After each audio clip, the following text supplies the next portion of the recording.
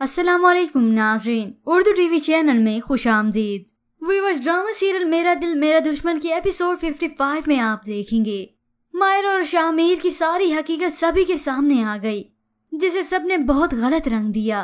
जफर शामिर को अलग से मारता है और मायरा को अलग से, और इस सारे फसाद की जड़ परवीन बेगम ही है।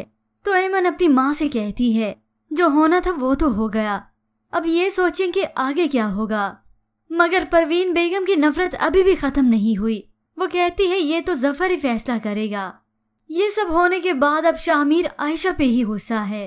कितना समझाया मगर इसके बावजूद भी तुमने एतबार ना किया। वो अपनी सफाई पेश करने लगती है तो शामिर उसे रोक देता है। तो उधर जफर जो मायरा पर हाथ उठा चुका है, मगर इसके बाद वो फिर से मायरा से पूछता है मुझे बताओ हकीकत क्या है। तो मायरा कहती है आप मेरी बात का एतबार क्यों नहीं करते। मगर जफर भी गुस्से से कहता है क्या एतबार करूं, पिछले 1 साल से तुम मुझे धोखा देती आ रही हो। मेरे निकाह में होते हुए तुम मेरे भतीजे से इश्क लड़ा रही हो। मगर अब ये सुनने के बाद मायरा की बर्दाश्त खत्म हुई।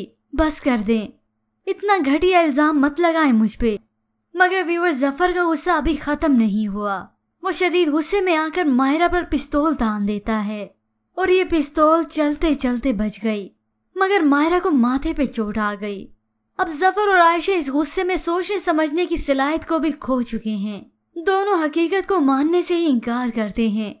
मगर आज नहीं तो कल जफर अपनी गलती पर शर्मिंदा भी होगा और माफी भी मांगे।